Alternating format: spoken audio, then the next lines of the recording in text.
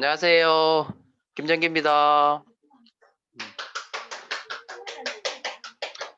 어, 오늘은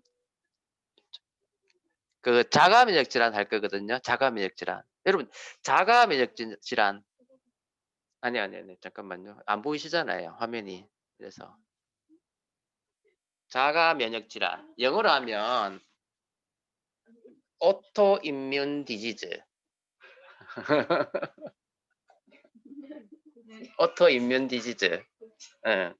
이게 뭐냐? 그래서 이거에 대해서 오늘 좀 설명드릴 거고요. 자, 먼저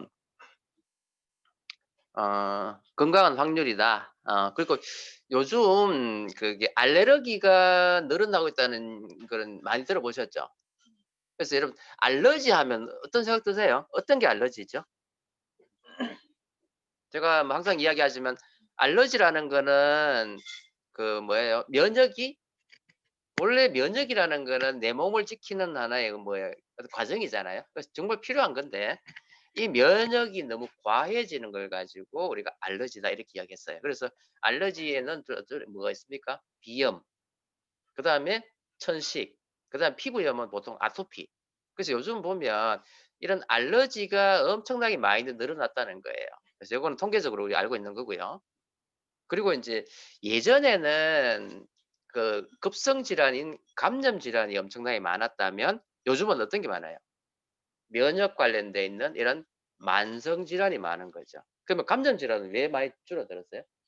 감염 질환은 뭐가 만들어지면서 항생제라는 게 만들어지면서 어지간한 박테리아는 지금 다 죽게 돼 있어요. 그렇지만 또 이 박테리아도 뭐예요 하면 이 항생제에 살아남기 위해 가지고 어떤 박테리아, 슈퍼박테리아 들어보셨죠?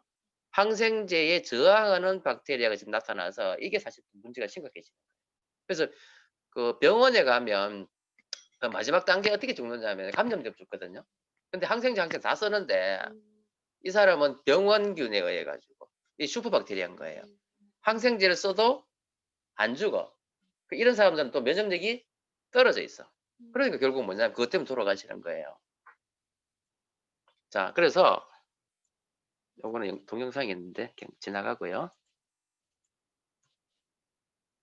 네. 그래서 우리 보통 그 염증이라는 거 아시죠? 영어로 하면 염증은 inflammation 그래요.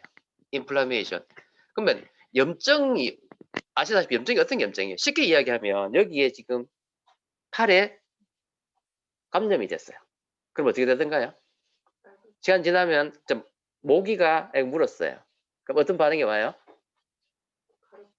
가렵고 붓죠. 그게 바로 뭐냐면 첫 번째 여기 빨개져요. 그런데 갑자기 이게 부어요. 그런데 막 열이 많이 나요. 그다음에 통증이 막 생겨요. 이 네 가지, 이 염증의 네 가지 증상을 가지고 염증의 뭐 사징이라고 되어 있는데 이게 왜 생길까요? 그래서 이걸 보면 이제 피부 찔렸잖아요. 찔리면은 이 주위에 균이 들어가잖아. 그럼 내 몸에 있는 면역이 이제 신호가 가는 거야. 내 팔에 지금 뭔가 균이 들어왔어. 얘를 잡아야 되겠어. 하니까 뭐냐면 1차적으로 뭐야 이 면역이 출동하는 거예요. 그 대표적인 면역이 뭐죠? 백혈구잖아요. 백혈구 보면 여러 가지가 있어요. 그럼 여기서 딱 나가면서 이 세포에서 어떤 물질을 분비를 해요. 면역 물질. 이 물질이 주위에 있는 이런 뭐 박테리아를 죽이기 위해 가지고 어떤 물질을 분비하는데 중요한 거는요. 이 박테리아만 죽어요? 아니죠. 정상적인 내 세포까지 죽는 거예요. 그러면서 그 과정에서 박테리아가 죽고 그 시체, 백혈구의 시체, 또 백혈구가 분비하는 어떤 물질, 그죠? 이런 모든 게 막 짬뽕이 돼 가지고 그 과정 속에서 막 일어나는 거 있죠. 이때 이제 증상이 뭐냐면 그 주위 조직이 첫 번째 빨갛게 됐다가 그다음에 이게 퉁퉁퉁퉁 부어요. 그리고 열이 풀풀풀 나요. 그러면서 마지막에 통증이 막 생겨요. 그러면서 나중에는 뭐냐면 야들이 전부 다 모여 가지고 뭐가 생겨요? 고름이 생겨요.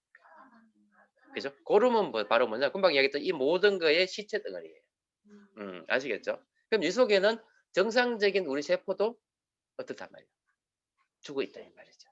그럼 정상적으로도 어느 정도 염증이 있으면은 정상 세포도 파괴되겠죠. 그런데 이놈의 염증이 너무 심하면은 이게 뭐가 된단 말이야? 알러지가 되는 거예요. 그러면은 정상적인 조직도 파괴되지만 나쁜 것도 죽지만은 뭐예요? 이 정상적인 조직도 여러 가지 문제가 되기 때문에 일어난 여러 가지 증상을 가지고 뭐라 그런다? 알러지다 한다 이 말이에요. 이해되시죠? 자, 어렵죠? 정신 못 차리겠죠? 정신 못 차리겠죠? 그래서 이게 뭐냐면 제가 좀 쉽게 이야기해 드릴게요. 나도 안 보여가지고.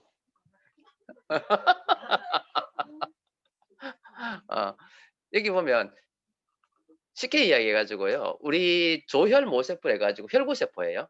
혈구세포에는 골수계가 있고요. 림프계가 있어요. 자, 우리가 알고 있는 지식을 총동원 해보세요. 이미 알고 있는 거야. 골수. 우리가 왜 백혈구 이야기하고 임파구라는 정도는 알죠? 네, 그래서 그것만 좀 생각해 보시고요. 그럼 골수계는요. 먼저 골수계 쪽에서 이렇게 세포가 만들어지는 게 바로 뭐냐면 적혈구, 그 다음에 백혈구, 그 다음에 혈소판이에요. 이제 이해되시죠? 그래서 보면 맨 왼쪽에 거대 핵세포는 요거는 이제 뭐냐 혈소판 만들어지는 거지. 혈소판은 뭐 하는 거예요? 지혈하는 거 아시죠? 예. 그 다음에 빨갛죠? 저거 뭐예요? 적혈구. 적혈구 역할은 산소 운반. 맞죠? 예. 헤모글로빈이 산소 운반하는 거죠. 예. 그래서 요건 빼고 나머지 보면은 뭐 있죠. 여러 가지 막 복잡하죠. 이게 전부 다 뭐래요? 한마디로 얘기해서 그냥 백혈구. 근데 백혈구 중에서도 골수계 쪽에서 나오는 백혈구가 골수 모세포에서 나오는 과립구 하는 거예요. 과립구란 말은 뭘까요? 안에 과립이 들어있는 걸 과립구라 그러겠죠. 그래서 과립구에는요, 이게 중성인 걸 가지고 호중구. 이게 한글이 아니구나. 있어요? 한글 돼 있어요? 여기 보면은 있죠. 예, 예. 그래서 호중구, 호산구, 호염구, 그죠? 이 산성이나 중성인 알칼리에 따라 가지고 백혈구가 나눴어. 그래서 정상적으로 박테리아를 죽이는 거는 뭐다? 호중구. 그 다음에 호염구, 호산구는 언제 많이 나타난다? 알러지 때 많이 나타난다. 이해되시죠? 그 다음에 옆에 보면 뭐 있어요? 단핵국 하는 게 있죠. 단핵구는 핵이 한 개 있는 거예요. 단핵구라 그래요. 이 단핵구는 바로 뭐냐면 여러분 대식세포라 들어봤죠? 잡아먹는. 그러니까 단핵구가 대식세포로 바뀌어요. 그리고 옆에 뭐 덴드라이틱 약한 이는 빼고. 그래서 우리가 알고 있는 걸 정리해봐요. 골수 모세포에서는 과립구에 의해서 호중구, 호염구, 호상구가 생기는데 호중구는 뭘 죽이는 거다? 박테리아 죽이는 거다. 호염구, 호상구는 뭐다? 알러지를 유발한다. 이해되시죠? 그리고 옆에 골수 모세포 옆에 보면 뭐 있어요? 마스트셀 하는 게 있어요. 혹시 마스트셀이라고 들어봤어요? 마스트셀은 뭐 하는 거냐면요. 알러지 유발. 그래서 알러지가 높은 사람은요. 이 마스트셀이 높아요. 마스트셀. 그러니까 마스트셀이 알러지를 유발하는 거예요. 그러니까 정상적인 사람보다가 마스트셀이 많으면은 뭐가 생긴다? 알레르기 생긴다. 그리고 알레르기가 있는 사람들은 호염구, 호상구가 높다. 이해되시죠? 여기 골수계예요. 그 다음에 림프계는 뭐냐면요. 여기 보면은 우리가 내추럴 킬러 셀 칸 들어봤죠? NK셀.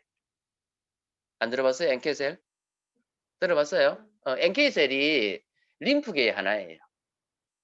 마크로파지란 내식세포는 골수계고 내추럴 킬러셀이라는 NK셀은 무슨 계? 림프계예요. 그리고 이제 작은 림프계에서 우리가 알고 있는 T임파구와 B임파구가 있어요. 들어보신 적 있죠? 자, B임파구는 뭐 하는 거예요? 쉽게 이야기해서. B임파구는 뭐 만드는 거? 항체 만드는 거. 항체는 말 들어봤죠? 항체 만드는 거는 뭐예요? 뭐라고요? B임파구예요. 아시겠죠? T임파구는요. 세포를 잡아먹는 거. 근데 잡아먹는 거만 있는 게 아니고요. 도와주는 것도 있고 뭐 여러 가지 있어요. 여러 가지가 있어요. 너무 복잡하니까 여기까지만 할게요. 자, 아까 적혈구는 산소 운반이었겠죠? 그 다음에 이게 다 백혈구예요. 이 모든 게. 너무 복잡하죠? 그래서 이제 이렇게 해놨단 말이에요. 보시면 백혈구에서 골수계는 과립구에서 호중구, 호염구, 호상구. 호중구는 박테리아, 호상구, 호염구는 알러지. 단핵구에서 뭐가 만들어진다? 대식세포, 잡아먹는 세포가 만들어진다. 됐죠? 그 다음 림파구에는 B세포가 있고 T세포가 있고 NK세포가 있고. 그래서 B세포는 뭐 하는 거다? 항체 만드는 거고, T세포는 잡아먹는 거고, 또는 도와주는 거고, 조절하는 거고, 이런 거예요. 내추럴 킬러셀, 그죠? 임파구예요. 여기까지는 조금 머리 들어오셨어요? 지나갑니다. 시험 칩니다. 시험 칩니다. 자, 그러면 사실은 지금 박테리아는요, 어지간하면 이제 항생제를 다 잡아먹고 이런 백혈구가 어느 정도 다 조절해요. 근데 문제는 뭐예요? 박테리아가 문제가 아니고 뭐가 문제다? 바이러스가 문제죠. 바이러스는요, 결국은요, 지금 우리 인간이 바이러스를 잡아먹는 게 바이러스를 없애는 약은 거의 없어요. 유일하게 바이러스를 없애는 것 중에서 뭐 있습니까? 헐페스 없애는 거. 헐페스는 약이 있어요. 항바이러스. 또 뭐 있어요? 요즘 신종플루, 타미플루, 인플루엔자를 없앨 수 있는 타미플루, 그 정도밖에 없는 거예요. 그래서 바이러스를 죽일 수 있는 방법이 거의 없어요. 그럼 바이러스를 죽일 수 있는 방법은 뭐단 말이에요? 바로 앞에 있는 이 면역이란 말이에요. 아시겠죠? 그러니까 바이러스를 죽이기 위해서는 아까 뭐 마크로파직하는, 그죠? 이런 거가 많이 나타나고 단핵구잖아요, 그죠? 그 다음에 호중구가 역할을 많이 하든지 아니면 임파구에서 역할을 하든지 이런 식으로 바이러스가 자라려면 야들이 기능을 해야 된다 이 말이죠. 이해되시죠? 자, 그러면 바이러스가 내 몸에 들어오면은 야를 나쁜 놈으로 잡아서 야들 이제 뭐야 이런 면역이 가서 잡아먹는 거죠. 그래서 면역은 결국은 뭐냐면 나와 남을 뭐 하는 거죠? 구분하는 능력이 바로 면역이 임뮤니티. 그죠? 자, 그런데 자, 바이러스가 내 몸에 들어오면 이제 금방 이야기했던 정리해 볼게요. 선천적 면역이 있고 후천적 면역이 있어요. 이 차이가 뭘까? 선천적 면역은 기억 안 해요. 안 하고 있다가 그냥 들어오면 무조건 그냥 잡아먹는 비특이적이야.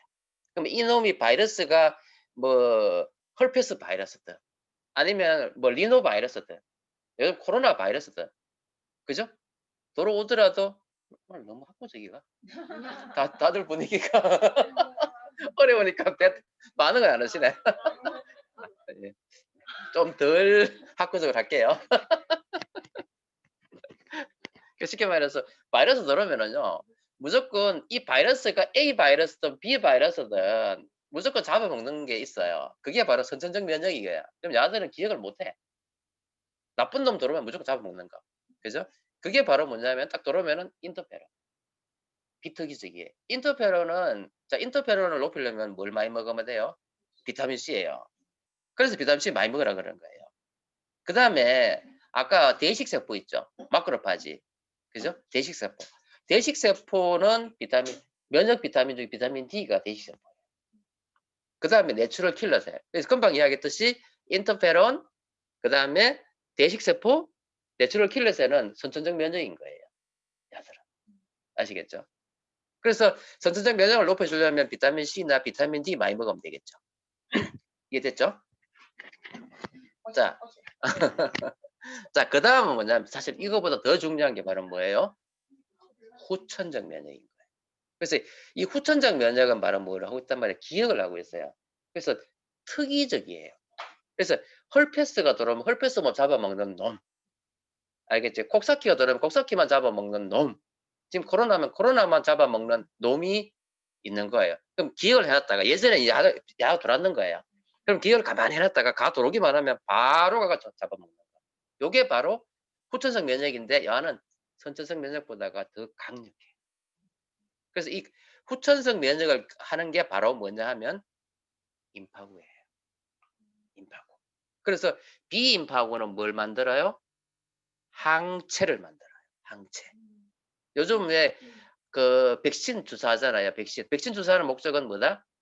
이 항체를 만들기 위해서 백신 주사하는 거예요. 그 다음에 T세포가 이 역할을 하거든요. 근데 T세포는 직접 잡아먹는 놈을 킬러 T셀. 그 다음에 또 도와주는 놈을 헬프 T셀. 조절하는 역할을 하는 것이 T셀이에요. 조절 T셀. 이 세 가지가 있는 거예요. 사실은요, 모든 거를 아울러 가지고 중추적 역할을 하는 거는 바로 무슨 세포란 말이야? T셀이란 말이야. T셀. 아시겠죠? 그래서 B세포와 T세포의 이 그죠? 임파구의 역할이 바로 후천적 면역을 좌우한다. 이렇게 생각하시면 되겠습니다. 자, 이해되시죠? 열심히 들으세요. 좀 이따 시험 칩니다.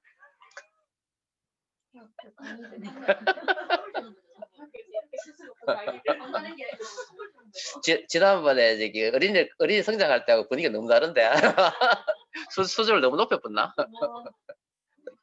지금 뭔가 외워야 되니까 머리가 띵하죠. 그래서 모르겠으면 이렇게 하시면 돼요. 이렇게 하시면 돼요. 그냥 선천적 면역은 그죠? 있는데 선천적 면역은 모든 어떤 걸 나쁜 걸 다 잡아먹는 게 선천적 면역인 거예요. A, B 구분 안 하고. 그럼 여기 관장하는 게 뭐라면 인터페론. 그 다음에 뭐 대식세포, 내추럴 킬러셀, NK셀. 약은 이제 선천적인 거고 후천적인 거는 기억을 해요. 강력하긴 하지만 그 놈만 잡아먹는 거예요. 그건 임파구예요. T 임파구, B 임파구. 이해되시죠? 임파구. 그래서 B 임파구는 뭘 만들어? 항체 만들어. T 임파구는 모든 거를 매니저하고 직접 잡아먹어. 이런 거. 그죠? 그런데 이제 방금 이야기했듯이 백혈구 외에도요. 또 중요한 게 바로 뭐냐면 자율신경이에요. 사실 우리가 기분이 여러분 있잖아요. 기분이 왔다리 갔다리 하는 걸 느껴보셨어요? 근데 좀 이상하게 별일 없는데 기분 나쁠 때 있죠. 그러면 그 기분 나쁜 때 저도 토요일 날 1월이구나. 1월 아침에 이상하게 기분이 나빴어요. 왜 기분이 나빴을까? 그래 가만히 생각해 보니까요. 몇 가지 이유가 있더만. 1번 당 떨어졌다. 예, 그래서 커피를 한 잔 마셨더니만 좋아졌어요. 설탕 넣어가지고 믹스커피 좋아졌어요. 그러니까 아침에 내 커피 안 마셨더라고요. 쉽게 말해서요. 왜 이렇게 쉽게 말해가지고 우리의 감정이라든지 내 몸 상태가 그죠? 이런 환경에 의해 가지고 엄청나게 빨리 변화하죠. 그죠? 이 속에는 뭐가 있단 말이야? 이 자율신경이 있는 거예요. 그러니까 내가 나를 건강하게 하는 것도 자율신경이고요. 가끔은 나를 힘들게 하는 것도 여러분의 자율신경이에요. 이 자율신경의 밸런스가 안 맞으면 여러분 힘들어져요. 자, 그러면 이 자율신경 중에서 특히 뭐가 있어요? 교감신경이 있고 부교감신경이 있잖아요. 역할은요. 교감신경의 역할은 뭘까요? 제가 전에 이야기했잖아요. 강도가 나를 찌르러 와. 그죠? 달려올 때는 동공이 커지고 침이 바짝바짝 마르죠. 안 나오니까. 소화되면 돼요, 안 돼요? 안 되죠. 심장 뛰어야 되죠. 근육은 막 경직이 되고 그죠? 에너지 많이 가야 되죠. 소변 보면 돼요, 안 돼요? 방구가 늘어나 있어야 돼요. 위장 운동 되면 돼요, 안 돼요? 안 되죠. 이게 교감신경인 거예요. 그렇지, 쉽게 생각하면 돼요. 부교감은요, 그 반대. 부교감 되면 어떻게 사람이 처지는 거예요.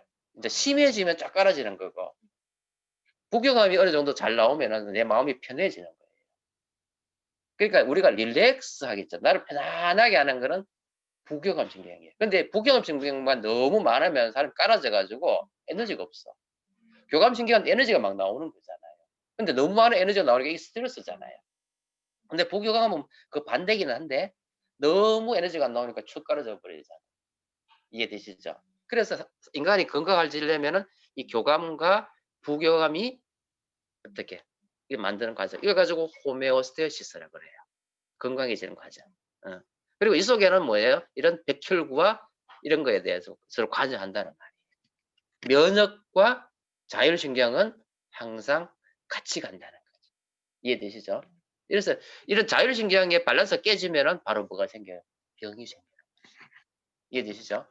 이게 생기는 게 바로 뭐냐면 일종의 알러지. 자, 이해되시죠? 자, 그래서 쉽게 말해서 자, 교감신경 같은 경우 혈류량은 혈류가 어떻게 될까요? 잘 안 가겠지. 맞죠? 필요한 곳에만 가고 안 간단 말이야. 그러니까 막 몸에 지금 통증이 생기고 안 좋다는 말이에요. 이해되시죠? 그 다음에 임파구는 주로 언제 많이 생기냐면은 부교감신경이 많아요. 임파구가 많아요. 과립구는요, 교감신경이 있을 때 많은 거예요. 그래서 사실은 과립구와 임파구의 역할은 약간은 정반대 기능을 하는 거예요. 이해되시죠? 그 정도만 할게요. 더 하면은 뭘 지나겠죠? 자, 그래서 이제 질환은 보면 자 면역이 저하된 상태에서는 감염이 되겠죠. 급성 질환들. 그죠? 그래서 면역 저하가 되면은 감염이 되면서 나타나는 증상들이잖아요. 그래서 보면은 감기, 뭐 대상포진, 면역 떨어져가 생기는 증상들이에요.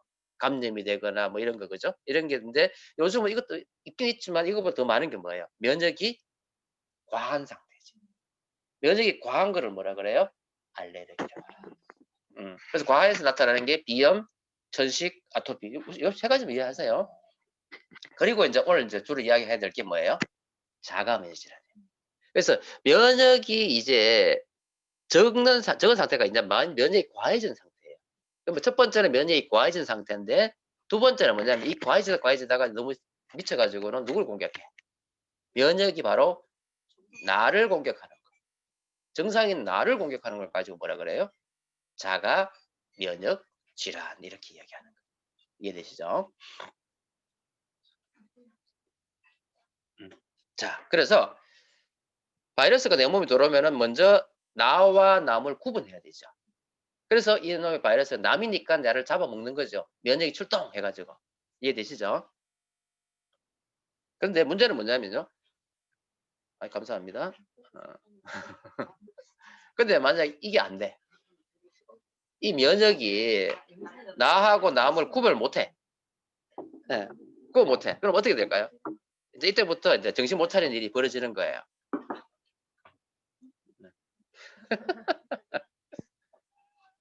자, 이거 보세요.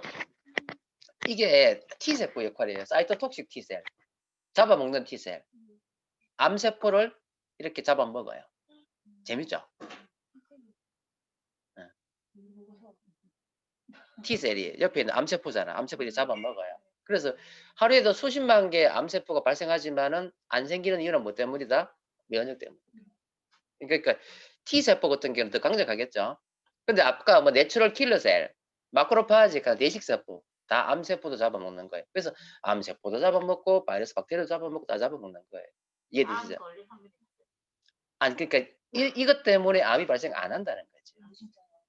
그러니까 우리가 하루에도 수백만 개, 수십만 개 암세포가 발생해요.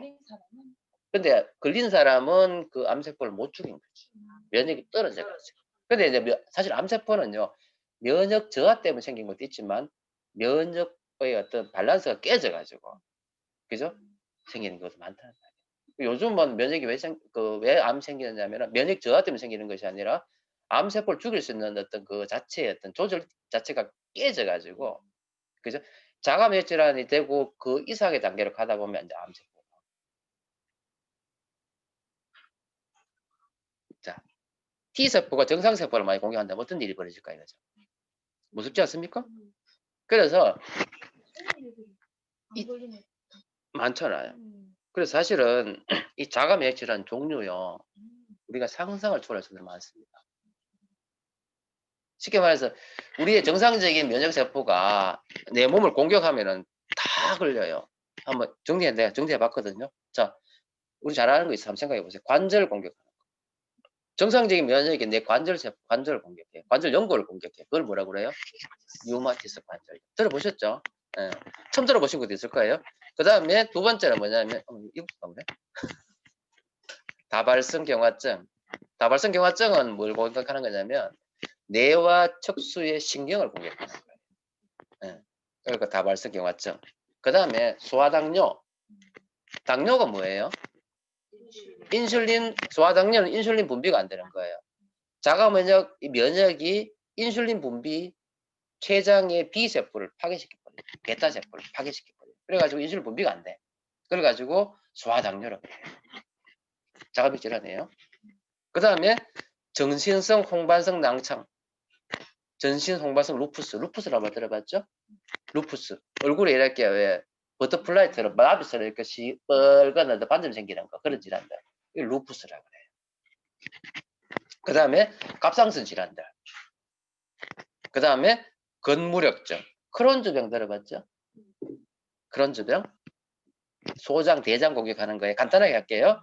그 다음에 강식성 척추염은 뭐냐면 척추를 공격하는 거예요. 건선 아시죠? 들어봤죠? 건선도 자가면역 질환입니다. 악성 빈혈도 마찬가지예요. 악성 빈혈도. 지금 본격적으로 합니다. 하나씩 하나씩. 자, 보세요. 이게 바로 뭐냐면 인슐린에 의해 생기는 일형 당뇨 이야기예요. 자, 당뇨가 뭡니까, 여러분? 자, 정상적으로 내 몸에 지금 혈액 내에 당 수치가 확 높아져요. 그러면 혈액 내에는 혈액은 깨끗해야 되거든요. 근데 우리가 필요한 모든 영양분뿐 아니라 독소, 영양분 모든 게 다 혈관에서 다 있을 거 아니에요. 그럼 야를 뭐 해야 돼요? 흡수해야 되는 거예요. 영양분도 흡수해야 되고, 독소도 없애야 되고, 콜레스테롤도 없애야 되고, 다 필요한 거예요. 그죠? 독소 말고 다 필요한 건데, 어쨌든 빨리 혈액 내에서 야를 빼내잖아요. 근데 그 중에서 당을 빼내는 역할을 하는 게 뭐예요? 당을 필요로 하는 세포로 운반하는, 가가지고 쓰게 하는 걸 가지고 뭐라 그런다? 인슐린이란 말이에요. 이해되시죠? 하나 이야기한다면, 인슐린. 그러면, 인슐린은 어디서 분비되죠? 췌장.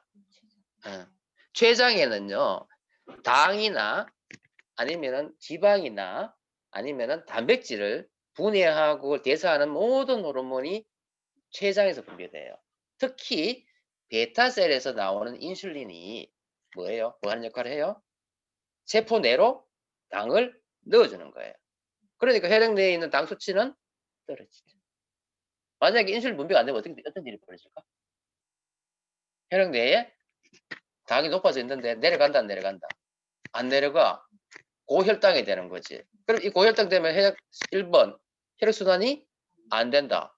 2번, 이게 안 쓰이니까 남아들은 탄수화물은 뭐로 바뀐다? 지방으로 바뀐다. 이제 다 잘 아시네.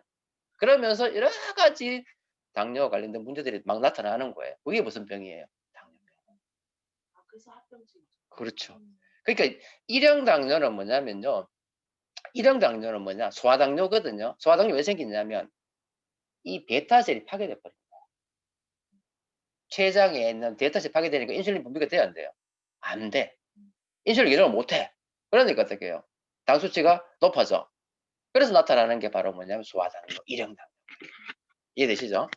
이형 당뇨는 뭘까요? 이형 당뇨는 인슐린 분비는 괜찮아요. 왜? 그래서 젊을 때는 괜찮거든. 나이가 들어가지고 뭐 때문에? 식습관 때문에, 고지혈증 하고 뭐 여러 가지 이유 때문에 뭐가 생긴다? 인슐린 분비가 되는데 세포에서 인슐린도 수용체라는 게 있어요. 인슐린 기능을 못하는 거예요. 인슐린 수용체에 무슨 이상이 생겨가지고 인슐린은 분비되는데 인슐린 기능을 못해. 그리고 어떻게 돼요? 인슐린 분비는 많은데 혈액 내에 혈당은 높아지는 거지. 그게 이형 당뇨.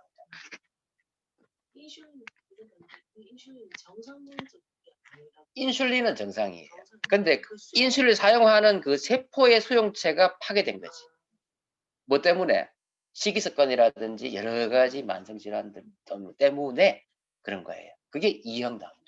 근데 요즘은 1형과 2형 사이에 있는 1.5형 당뇨도 있고 그래요. 복잡한데 쉽게 얘기해서 1형 당뇨는 베타셀이 자가 면역 질환에 의해 가지고 파괴된 거. 물론 요거 말고 딴 것도 있습니다. 딴 이유도 있습니다. 근데 자가 면역 질환이 생기는 걸 가지고 보통 1형 당뇨. 2형 당뇨는 뭐예요? 성인 당뇨. 그래서 1형 당뇨는 애들 보면 바짝바짝 말랐어요. 마른 애들이에요, 대부분. 성인 당뇨는 다는 아니지만 뚱뚱해요. 에이. 그래서 소아당뇨는요, 선천적인 경우도 많아요. 그래서 소아당뇨는 보통은 비만이 별로 없어요. 그러니까 이 원인을 몰라요. 왜 베타셀에 이 자가 질환이 생겼는지를 몰라요. 자, 그래서 일형 당뇨는요, 이 면역 체계가 인슐린 생성하는 췌장의 베타세포를 파괴해버린 거예요. 그래서 생기는 자가 면역 질환인 거죠. 그럼 치료 어떻게 해야 될까요? 일형 당뇨, 소아당뇨는 치료가 어릴 때부터 인슐린 주사한 거예요. 10살도 안 된 애가 매일 주사 맞고 있어야 되는 거예요. 얘는 식이 조절 안 돼요. 식이 조절. 그러니까 얘들은요, 20이 좀 넘어가면은요, 콩팥 망가지고, 눈도 망가지고, 그리고 애들은 또 급성 질환들이 잘 생겨가지고, 예후가 엄청 안 좋아요. 그래서 소아당뇨 애들이 다 불쌍해요. 지금 저희 병원에도 나이가 지금 32살인가 젊은 친구인데, 그 소아당뇨 때문에 다리 절고 있고 다리 이제 발끝 잘랐거든 벌써. 아. 자르고 눈 안 좋거든요. 눈도 이제 곧 아마 시작할 거예요. 콩팥은 이미 망가졌고 혈압 고혈압에다가 하여튼 뭐 여러 가지 합병증이 엄청나게 많아. 안 됐어요. 처방을 제대로 안 받아줘. 그 처방을 받고 안 받고 간에 아무리 조절 잘해도요. 원래 당뇨 합병증은 20년 지나면 다 생기고요. 10년이 지나고 나면 그때부터 생기기 시작합니다. 치료하든 안 하든.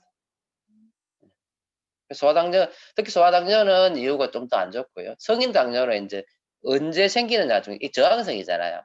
그래서 빨리 식이 조절하고 하면은 이 저항성을 돌릴 수는 있는 거예요. 그래서 성인 당뇨는 1차적으로 인슐린 치료 안 하잖아요. 운동 치료, 식이 조절 이렇게 먼저 한단 말이에요.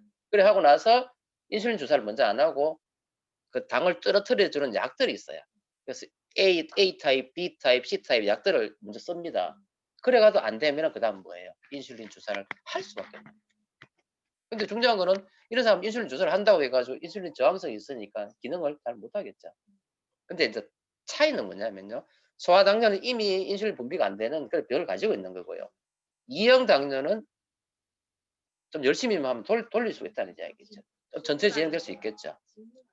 질문요? 뭐예요? 유전 부적 네. 45세 예. 최근 공복 130 조절을 어떻게 아이고, 그건 나중에 할게요. 지금 왜 그러냐면 아무것도 못해요. 예, 나중에 제가 말씀드릴게요.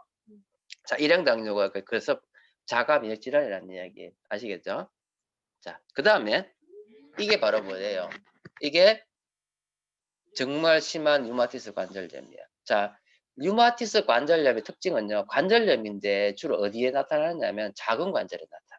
심한 게. 그래서 손관절, 발관절, 작은 관절에 나타나는 거예요. 근데 이거하고 비슷하지만 퇴행성 관절염은 주로 어디 나타납니까? 큰 관절, 예, 무릎 관절. 그죠? 주로 많이 쓰는 관절 이런 데 나타나요. 예, 달라요, 두 개가. 완전히 달라요. 자, 그래서 류마티스 관절염은 보면 처음에는 이제 이 염증 면역 세포가 그죠? 관절 이제 연골하고 이쪽 주위 조직을 공격을 하는 거예요. 그러니까 처음에는 뭐예요? 염증은 있으나 뼈는 안 녹아요. 2기 연골이 손상되면서 뼈가 이제 부은 상태가 되고 3기 뼈까지 녹아버리는 거예요. 4기 완전 녹아가 들어붙어 버리는 거죠. 그러면서 관절 변형이 온단 말이에요. 근데 여러분 생각에 류마티스 관절염이니까 그럼 관절만 생기나? 어떻게 생각하세요? 이거 문제는 뭐냐면요. 자가 면역 질환은 시작은 그 부위로부터 시작을 해요. 그러니까 면역이 관절하고 관련된 그 조직을 먼저 파괴하는 것부터 시작하지만요. 이게 나머지 여러 가지 자가 면역 질환하고 짬뽕이 돼요. 나중에 지나면. 그러면은 야가 뭘 공격하느냐면 이게 이제 류마티스 관절염과 퇴행성 관절염 비교하는 거예요. 그래서 보시면 류마티스 관절염은 주로 젊은 사람이 생기죠. 근데 퇴행성 관절염은 50대 이후 생기잖아요. 발병 원인은 류마티스 관절염은 아직 잘 모르죠. 그래서 우리가 계속 이야기하는 그거예요. 그죠? 그리고 퇴행성 관절염은 많이 써서 그런 거고요. 그리고 류마티스 관절염은 주로 아침에 모닝 스티프니스 일어나자마자 관절이 뻣뻣해요. 지금 갑자기 나이가 아 근데 문제는요. 아침에 일어나가지고 손이 뻣뻣하다고 해서 류마티스 아닙니다. 이게 특징이 그렇다는 거지. 그래서 이게 심한 사람은 이거 정상화 되는데 몇 시간 걸려요. 예. 그런데 이제 퇴행성 관절염 주로 언제는 많이 쓰고 나가지고 아픈 거고. 이해되시죠? 침범 범위는 작은 관절은 류마티스고 큰 관절은 퇴행성이에요. 그리고 실제 검사 소견을 보면 관절이 퉁퉁 붓고 막 변형이 오는 거예요. 퇴행성 관절염 찍어보면 어때요? 관절 쪽이 이렇게 다 닳아가지고 그래 있는 거죠. 그게 전혀 다르단 말이에요.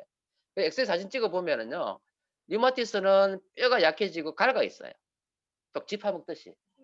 근데 퇴행성 관절염은 뼈가 딱 단단해지면서 아니 연골이 없어지는 거. 그죠? 그리고 이제 그 검사는 뭐 지나가면 되겠고 합병증은요. 류마티스 관절염은 뭐 동맥경화, 골다공증 뭐 다 생겨요. 근데 퇴행성 관절염은 다른 합병증은 없죠. 관절에만 문제가 되는 거니까. 전신 질환이에요. 자, 그래서 보여드릴게요. 이거 없네. 제가 너무 복잡해서 그건 뺀 놈입니다. 그래서 류마티스 관절염은 처음에는 관절만 와요. 손관절, 발관절. 그런데 이 관리 안 하잖아요. 그럼 이거 어디 간지 아세요? 다른 조직 다 공격해요. 심장도 공격해요. 심장병도 생기고 폐 쪽도 생기고요. 뇌도 공격하고요. 눈도 공격하고. 쉽게 말해가지고 류마티스 관절염을 치료를 안 하면은요. 다른 어떤 자가면 질환이 다 동반돼가 전신질환이 돼버려요. 초기에 하면 그래서 요즘은 이제 이걸 알기 때문에 초기에 약을 쓰고 치료하기 때문에 그렇게 진행되는 경우는 잘 없어요. 근데 예전에는 뭔지 몰랐잖아요. 20년, 30년 전에는 이런, 그러니까 류마티스 처음에 손관절, 발관절만 생겼는데 나머지 장기도 침범해가지고 전신질환 되는 경우가 많았었어요. 예전에. 류마티스 관절염은 태행성, 뭡니까, 자가면 질환은요, 완치라는 개념이 없어요. 네.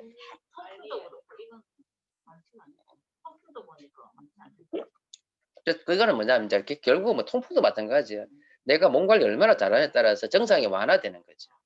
통풍은 완치라는 개념보다는요, 내가 그런 발생하는 그걸 줄여주면은요, 없어져요. 예, 사람이, 인간이 이기적이기 때문에 자기 몸 관리 못해서 그런 거고요. 예. 자, 그래서 류마티스 관절염은 어느 정도 이해되셨죠? 자, 그 다음에 아마 처음 들어보실 수 있을 텐데 셀리악병 하는 게 있어요. 셀리악병 하는 거는 뭐냐면 글루텐 갈말 들어봤어요? 글루텐, 탄수화물 중에서 인간이 흡수하지 못하는 글루텐 등 있죠. 밀 같은 데 있는 글루텐. 근데 이런 글루텐 성분이 아예 흡수를 못하는 사람이 있어요. 글루텐만 들어가면은요, 소장에서 알러지 반응이 나타나는 거예요. 예. 예. 그래가지고 애들이 흡수장애가 생겨가지고 영양 결핍이 생기는 거지. 이걸 가지고 셀리악병이라고 그래요. 우리나라는 별로 없어. 외국에는 많아. 근데 우리나라에 그렇게 많은 흔한 질환이 아니기 때문에 신경이 덜 쓰이는데요. 외국에는 많아요. 그렇죠. 그러니까 이제 다 유전적인 거예요. 그래서 글루텐을 섭취해버리면요, 소장 내벽에, 그죠? 이 부분이 아주 민감하게 되면서 막 장에 경련이 나타나고요, 설사 나타나고, 그러면서 섭수가 안 되니까 영양 결핍이 되는 거예요. 예. 있지. 있는데 이제 선천적인 가능성이 좀 더 많은 거예요. 아직도 정확하게 셀렉병이 왜 많은지는 잘 몰라요. 이 민족적인, 인종적인 거가 좀 관련돼 있기 때문에. 근데 결론은 이것도 자가면역 질환이라는 게 밝혀졌어요. 이게 바로 이제 이게 정상적인 소장의 이제 융털이거든요. 근데 밑으로 다 파괴돼 버렸잖아요. 이렇게 이렇게 파괴돼 버리니까 나중에 흡수될까 안 될까? 영양소 흡수를 어디서 한다 그랬어요? 소장에서 하잖아요. 이걸 가지고 셀리악병이라고 그래요. 그러면 치료는 뭐 어떻게 하면 되죠? 글루텐 들어가는 걸 아예 안 먹으면 되겠죠. 그래서 빨리 알고 나서 그것만 딱 빼주면은 이 질환은 진행은 안 돼요. 근데 이제 우리가 잘 모르면, 놓치면은 다 파괴돼 버리는 거죠. 그러니까 셀리악을 가만히 둬버리면 첫 번째는요, 영양 실적 오겠죠. 흡수 못하니까. 그죠? 그러면서 빈혈도 생길 수 있겠고 체중이 감소하겠죠. 그 다음에는요, 칼슘 흡수가 안 되니까는 뭐가 와요? 골다공증이 옵니다. 셀리악병의 특징이 그래요. 자, 그래서 골전화증, 어린애들이 주로 생기니까 이 셀리악병은요. 그렇지 않겠어요? 애들이 생긴다니까. 그리고 시간 지나면요, 이 소장벽에 파괴되다 보니까 소장에 암이 생겨요. 특징대로 그래요. 사실 소장에는 암이 잘 없거든요. 네. 그래서 영양 실조, 그다음 뼈가 약화되고 그다음에 암이 생겨요. 이런 걸 가지고 셀리악병이라고 해요.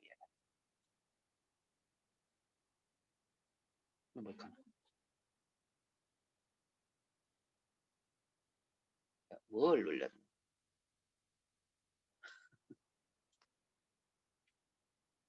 자, 이건 뭐예요? 이번 혓발로 하는 거는 뭐 이건 뭐 배쳤다 뭐 있어요? 그래서 이거 진단이 어려웠단 말이에요. 근데 특징이 뭔지 아세요? 구내염 비슷한데 하나 생겼는데 낫도 안 하고 또 자꾸 발생하는 거예요. 여러 개가 발생하는 거고. 그러니까 내 컨디션 떨어지면은요, 또 생겨. 또 좋아지다가 또 생겨. 이해돼요? 그래서 베체트병은요, 제가 지난번에 뭐 진몰라 하는 곳 있잖아요. 그죠? 그거라고 이야기했는데 사실은 이게 이제 점막도 관련돼 있지만은 이거 혈관염이거든요. 사실은 혈관염이에요. 작은 혈관에 모세혈관에 염증 생기는 거예요. 단순 염증 이런 궤양이 아니라 혈관에 염증이 생기니까 모세혈관 다 있을 거 아니에요. 특히 모세혈관이 많은 데가 어디예요? 점막이 많은 곳이잖아요. 그래서 주로 어디 생긴단 말이에요? 입안 생겨요. 입안에 궤양 생기고 눈에 궤양 생기고요. 장에 궤양 생기고 여성들 질에 궤양 생기고 그러니까 외음부에 궤양. 그래서 입안에 이런 모양으로 나타나면서 근데 구내염은요 이것만 있는 게 아니거든요. 그러니까 베체터만 있는 건 아니에요. 다른 질환도 생길 수 있거든요. 그러면 이것도 있으면서 이런 거예요. 구강궤양, 그 다음에 성기, 남자들 성기, 여자들은 질염, 질의 궤양이 생기고, 그 다음에 피부에도 궤양이 생기고, 눈에 궤양이 생기고. 그래서 사진 보여드릴게요. 이거예요, 이게. 눈에 생기는 홍채염인데, 사실 홍채염은 꼭 베체터만 생기는 거 아니잖아요. 바이러스, 박테리아 다 생기거든요. 근데 입안에 궤양이 막 발생하면서 눈에다 막 이렇게 나타나면 이거는 뭐예요? 베체틀 가능성이 높아요. 문제는 일반적인 홍채염은요, 눈 안과 치료하면 잘 돼요. 근데 베체트 홍채염은 그렇게 바이러스나 이거 써가지고는 지금 뭐야, 항생제 써가지고 치료 안 되는 거야. 그래가지고 다른 쪽에 검사를 해보니까 이건 베체트가 돼요. 자, 이것만 봐가지고는 이게 베체트인지 모르겠죠. 이 피부에도 나타난단 말이에요. 그러니까 이것만 딱 보면 우리 아토피라고 이야기할 수 있어요. 그죠? 응, 같이 동반되어 있을 때, 예, 있을 때. 리더님, 지방정수 좀 꺼주세요. 너무 잘 들리는데. 그래서 이런 결절도 나타나고요. 그 다음에 세 번째. 이건 다음에, 이건 다음이에요. 예. 그래서, 자, 보시면, 입 안에, 눈에, 그 다음에 피부, 그 다음에 외음부. 그러니까 여성 쪽에 사진이 없어가지고 내가 찾아봤는데, 남자는, 그러니까, 아니, 이게 사진은 아니잖아요. 특징적이에요. 예, 특징적. 자, 보셨죠? 이런 걸 배쳤대. 이거는 일반적인 그런 궤양치료하듯이 항생제서 가면 안 나와요. 그러니까 이상하게 약사가 안 나왔는데 내 컨디션이 좋아지면 또 약간 호전돼. 또 재발해. 이게 계속 반복되는 거예요. 그게 배쳤대 특징이에요. 알레르기라 생각하지. 그렇죠. 그러니까 알레르기인데 더 심해진 자가면 질환이다. 그래서 배쳤대. 자, 그 다음. 이게 뭐냐면은 건선이에요, 건선. 피부에 tok 이렇게 마른 버진 피듯이 있잖아요. 각질이 생기는 거예요. 이게 바로 면역 T세포가 이 피부 세포를 공격하는 거예요. 그러니까 과각질이 막 생기면서 두꺼워지는 거예요. 안 나, 이거, 예. 자가면 질환 완치라는 게 없다니까요. 예.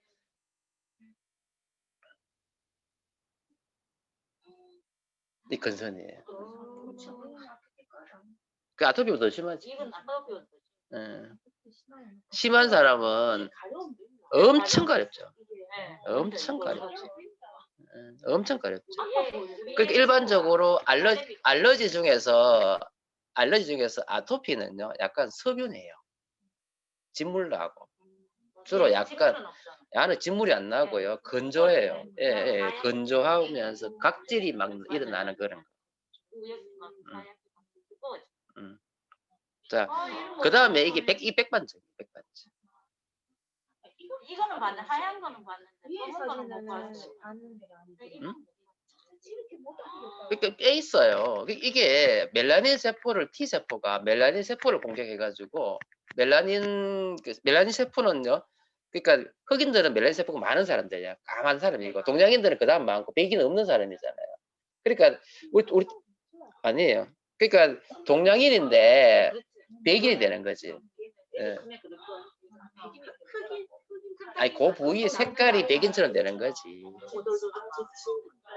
아이고 지방구성 너무 많아요 지금 녹화하고 있는데. 자 보세요. 대표적인 이거 알비니즘이라고 그러거든요. 백반증 누군지 아세요? 그렇지. 그 마이클 잭슨이 백반증이잖아. 예, 백반증인데 이 친구는요 후천적 백반증이에요. 그렇지. 그것 때문에 면역이 떨어지면서 나타나가지고 백반증이 나타나는 거예요. 그래가지고 온 몸이 하얘지는데 햇볕이 못 보여. 햇빛도 못 보지. 예, 그 너무 수술을 많이 했어요. 그러니까 백반증도 사실 상당히 심각하거든요. 아직도 이게 정확한 치료법이 없어요. 위에는 좀 많이 봤어. 이런 연산만 이분도 백반증이에요. 이런 걸 백반증이에요. 그러니까 선천적? 선천적도 있죠, 후천적인 게 있겠죠. 그래서 이제 동양인들은 이런 식이 되는 거죠. 예, 이해되시죠? A도 그래. 맞아요. 요즘 꽤 있어요. 유전이 아니라 지금 장암의 질환은 유전적으로 이야기하지 마시고요. 우리가 먹는 먹거리하고 이런 거 관련됐다니까. 환경적인 거. 예, 예. 근데 왜 봤냐고. 근데 남성 그러니까 이제 면역적인 부분이 없는 건 아니죠. 유전적인 부분이 있고, 그 다음에 후천적인 어떤 환경적인 그거 먹거리 이런 거 다 관련돼 있는 거예요. 예. 자, 그 다음에 요즘 많은데 쇼그렌 증후군이라는 게 있어요. 이건 뭐냐면요, 면역세포가 눈물샘, 침샘 이를 파괴해가지고 눈물이 안 나. 안구건조, 구강건조 너무 심하고. 그래가지고 눈이 따가워서 못 견디는 거예요. 입안이 막 따가워가지고 못 견디는 거예요. 감염 잘 되겠죠? 이게 쇼그렌 증후군이에요. 너무 쇼그렌 나는 사람 어떻게 눈물 계속 흘러요. 누가? 대줄이 안에서. 아, 그분은 이제 이건 반대 질환이죠. 그러니까 왜 예, 그러지? 치료가 안 되니까. 그것도 치료 잘 안 되죠. 이래야 된다니까요. 입안이 너무 건조해가지고 입안에 저렇게 구내염이 생기고 다 갈라졌잖아요. 예. 그래서 눈물 이러다가 이렇게 꼽아놓으면 보통 사람 눈물 줄줄 흘릴 거 아니에요. 하나도 안 나. 이걸 그래서 쇼그렌 증후군. 눈물샘, 침샘을 뇌세포가 파괴한 거예요. 생각하죠? 자, 그 다음에 저 계시네요. 하시모토 갑상선염. 자, 지금부터 이야기하는 거는 이제 갑상선 쪽이거든요. 갑상선 쪽은요, 이거 말고도 많아요. 뭐 염증에 의해 가지고 생길 수, 감염에 생길 수 있어요. 어쨌든 간에 갑상선에는 갑상선 호르몬이 분비되잖아요. 그러면 갑상선 호르몬은요, 뭘 만드는 거냐면 에너지를 만드는 거예요. 쉽게 이야기해서. 호르몬 분비가 많으면은요, 에너지를 많이 만드는 거고, 분비가 안 되면 에너지를 못 쓰는 거예요. 그러면은 갑상선염 중에서도 저하증이 되면, 호르몬 분비가 안 되면 어떨까요? 에너지를 안 쓰니까 기운이 없죠. 그 다음에 살은 찌겠죠. 그 다음에 피곤해 쩔겠죠. 그 다음에 여성들 같은 경우는 생리가 불순이 오는데 무월경이 많아요. 생리 안 해요. 살이 찐 사람 특집 보면 생리 잘 안 하잖아. 그러니까 저하증은 주로 그런 증상이 나타나는 거예요. 보면은, 보시면은, 하시모토 갑상선염은 뭐냐면, 자가 면역이 갑상선 세포를 공격해가지고 호르몬 분비를 못하게 하는 거예요. 이게 갑자기 나타나는 경우도 있고, 천천히 나타날 수도 있지만, 갑자기 어떻게 되냐면, 갑상선염이, 그러니까, 하시모토 갑상선 염증이잖아요. 그러니까 자가 면역 질환이 세포가 갑상선을 공격하는 게 염증이 생기는데, 염증이 생기니까 갑상선이 부어요. 그래서 갑자기 목이 퉁퉁퉁퉁 부어요. 그러면 저하증이 생기니까 온몸이 더 붓죠. 처음에는 여가 붓고 나중에는 온몸이 부으면서 이상하게 피곤해지고 생리도 안 나오고 자기 가만히 봐도 얼굴이 퉁퉁 부어 있는 거고 뚝 눌러보면 어떻게 해요? 쑥쑥 들어가 부종이 막 생기고 이상하게 기분도 이상하고 에너지 하나도 없고 막 그런 거예요. 그래서 우울증 오죠. 그러니까 원인을 모르면 우울증이 와요. 그래서 보면 자, 한번 읽어볼게요. 목 앞쪽 갑상선이 커지고 단단해진다. 피부에 부종이 생기고 안 들어간다. 피부가 거칠어지고 머리카락도 거칠어진다. 식욕이 떨어지겠죠. 안 먹고 싶은 거예요. 체중은 증가한다. 기억력 저하된다. 지적 능력이 떨어진다. 그래서 그 다음에 피곤하고 쇠약해지고 졸린다. 사지가 저리고 춥다. 정신적으로 우울해진다. 이게 갑상선염이에요. 자, 그래서 갑상선염은 뭐냐면 정상적인 면역 체계는 괜찮은데 이제 내 자가 면역 세포가 면역이 갑상선 세포를 공격해서 나타나는 게 하시모토 갑상선염인 거예요. 이해되시죠? 자, 그 다음에 갑상선 저하증의 반대가 뭐냐면 바로 갑상선 항진증이거든요. 그 중에서 대표적인 게 바로 그레이브스 병이라는 게 있어요. 그러니까 하시모토 병은 주로 저하증이 생기고요. 그레이브스 병 하는 거는 주로 항진증이 생겨요. 그러면 이게 자가 면역 항체가 약간 달라요. 다른데 그레이브스 병 특징이 뭐냐면 이 세포가 갑상선을 공격을 하는데 호르몬 분비가 많아지는 거예요. 네. 그래서 특징이 어떤지 아세요? 이렇게 돼요. 눈이 튀어나와요. 이거 누군지 알죠? 네. 이연걸.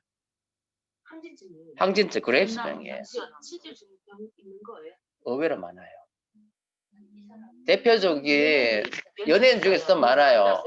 거기 성우 중에서 그리고 왜 저 누구지 최진 씨 딸 가드 그레이브스 병이에요. 많아요. 그러니까 특징적으로 이 커져요.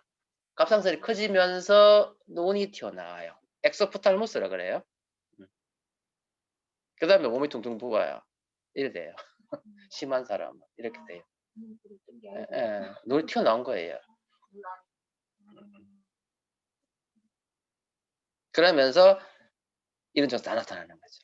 그러니까 갑상선 항진증 특징이 뭐냐면 똑같이 피곤해요. 여성들은 생리가 너무 자주 해요.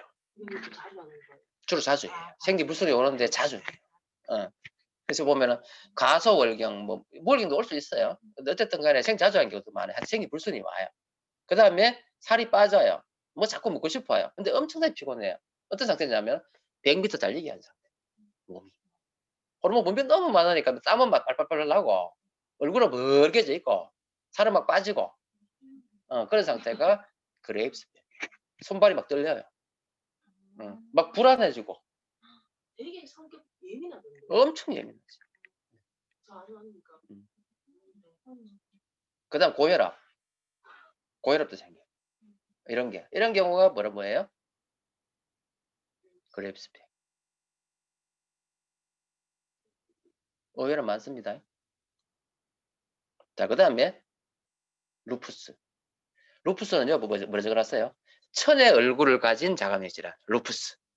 왜 천의 얼굴인지 아세요?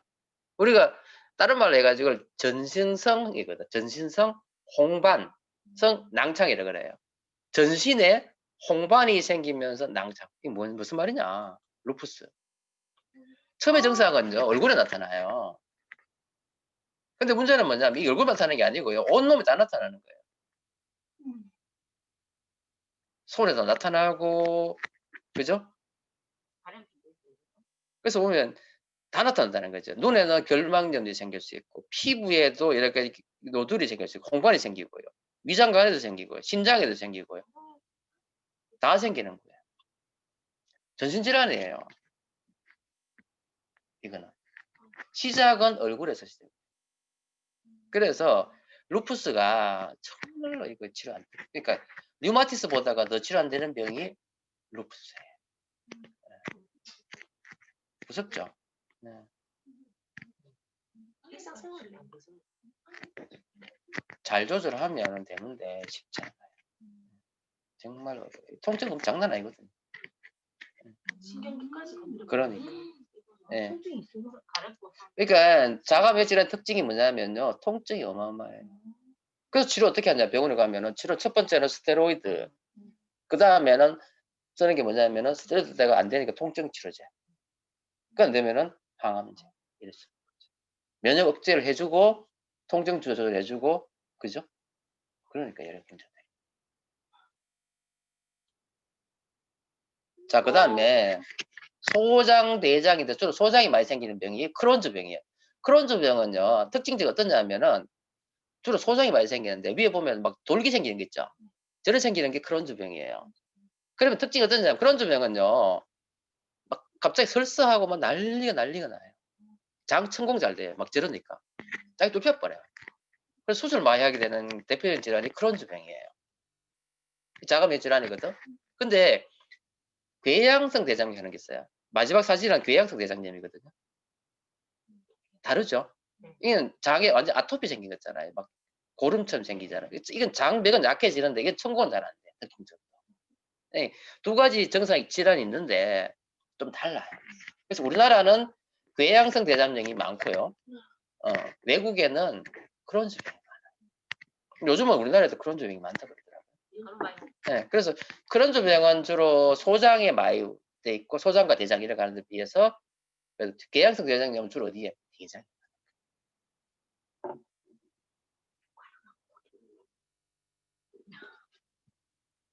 자, 그 다음에 네, 이거를 할까 말까 하다가 넣었어요. 그 다음에 다발성 경화증이에요. 다발성 경화증은 이거거든요. 정상적인 이제 수초가 이래 있는데 이게 손상이 되어버리는 거예요. 그러다 보니까 사실은 이 신경 중에 제일 중요한 거는 뭐냐면 뇌신경하고 척수신경이잖아요. 뇌신경, 척수신경에 이제 이걸 어디다 인볼브 하느냐에 따라 가지고 증상도 다 나타나는 거죠. 그래서 이게 진행성 질환이거든요. 그래서 아직도 원인을 잘 모르고 있고, 그래서 시신경, 감각신경, 운동신경, 인지기능장애까지 다 올 수 있는. 다행히 이제 다발성 경화증 중에서는 심한 케이스는 그렇게 많지 않아요. 대부분 다 경하게 진행되는 경우가 많아서 여우가 그런 대로 그래도 괜찮아요. 그래서 엑스레이 찍으면은 이제 이렇게 CT, MRI상 이렇게 나타나는 거고요. 그 다음 여기 뭐냐면요. 강직성 척추염이에요. 척추가, 정상적 척추는 어떻게 움직여야 되죠? 그죠? 움직인단 말이에요. 근데 이게 뱀부 스판이라 그래가지고 대나무처럼 굳어버려요. 다 들어붙어 버려요. 그래서 어떠냐면 이런 사람 특징은요. 이거를 이렇게 가만히 있어 이렇게 구부리지 못해요. 이게 면역 질환, 자가 면역 질환. 네.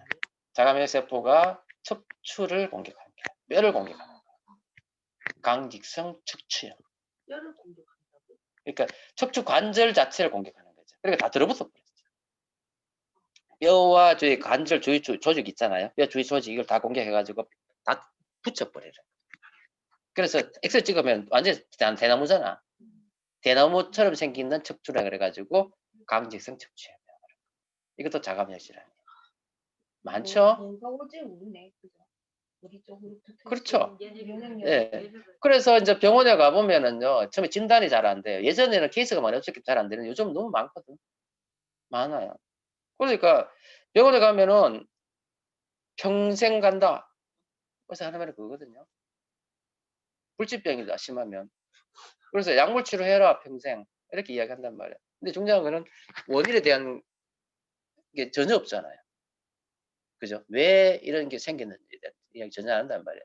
근데 제가 이때까지 여러분들 계속 강의했던 게 있잖아요. 면역. 그 다음 지난번에 그 뭡니까, POP 이야기 하면서 했던 그런 호메시스 이야기, 독소 이야기, 이 모든 게 바로 뭐예요? 이런 알러지, 자가면역 질환이 생기는 원인이란 말이에요. 그러면 그 원인을 제거해 주는 거에 대해서 공부부터 시작해야 되는 거예요. 암의 공부를 왜 하는지 아세요? 이런 거의 원인을 제거해 주기 위한 공부를 하는 거예요. 사실은요, 제가 오늘은 이제 자가면역 질환에 대해서 이렇게 좀 약간 자세하게 이야기했어요. 근데 이때까지 계속 면역 이야기하고 건강 이야기하고 많이 했잖아요.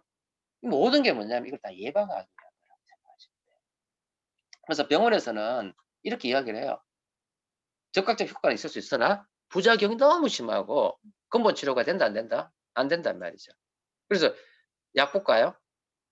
1번째, 소염 진통제예요. 염증이니까. 염증이 과해진 거니까. 예, 통증 너무 심하니까 쓴단 말이에요. 두 번째는 스테로이드예요.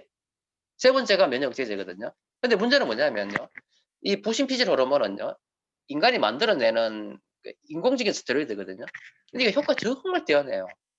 장난 아닙니다. 퇴행성 관절염 때문에 막 통증 너무 심해. 이 주사 한 대 맞아보세요. 바로 사라져버려요. 최저 용량으로 약을 먹어. 사라져버려요.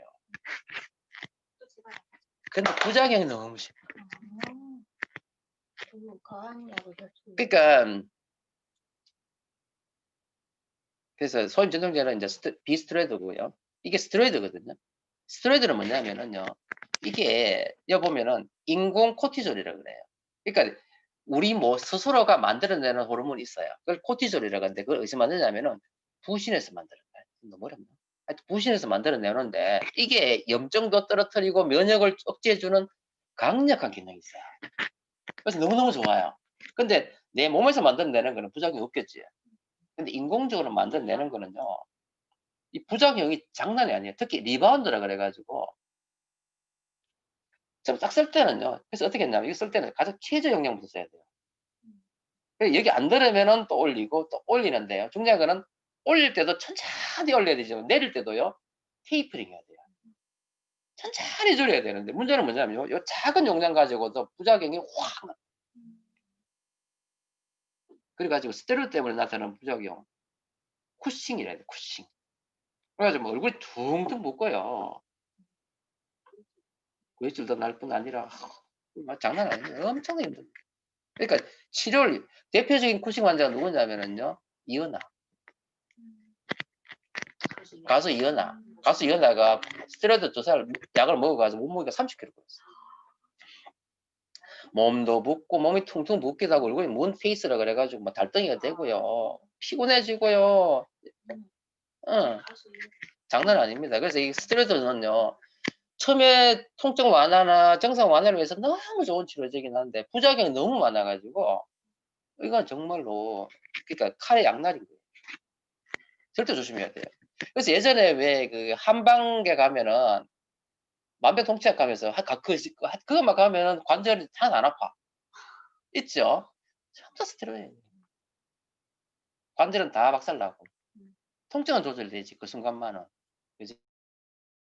그러면 이런 스테로이드 쓸 때는 절대로 조심해야 돼요. 병원에서도 다 쓴다니까요. 네, 모든 면역 관련 모든 질환에 기본적으로 쓰는 게 스테로이드예요. 안 들으면 써요. 근데 짧고 줄일 때도 항상 테이퍼링 해가지고 잘 줄여야 돼요. 부작용 항상 확인하면서 해야 되는 게 스테로이드. 그다음 마지막에 이제 면역 억제제. 이제 마지막 단계 쓰는 거죠. 그래서 부작용 너무 많아요. 소임 진통제는 뭐냐면 위장장애, 위염, 위궤양, 간독성, 신장독성 다 생기잖아요. 부신 피질 호르몬 스테로이드 부작용은 다 생긴다. 체중 증가, 고혈압, 당뇨, 위염, 위궤양, 감염증, 골다공증, 피부 착색, 백내장 장난 아니죠? 면역제제는요 더 심해요. 이런 걸 다 고려해가지고 잘 써야 돼요. 이해되시죠? 그래서 중요한 건 뭐냐면요. 이 원인에 대해서 우리 예방하는 게 더 중요하다. 이해되시죠? 그래서 건강, 이제 다음 시간에는 2부 할 건데 1부까지 해서 제가 자가면역 질환과 현재 병원 치료하는 것에 대해서 설명했어요. 아시겠죠? 자, 오늘은 여기까지 하고 다음 주를 또 기대해 주시기 바랍니다. 수고하셨습니다.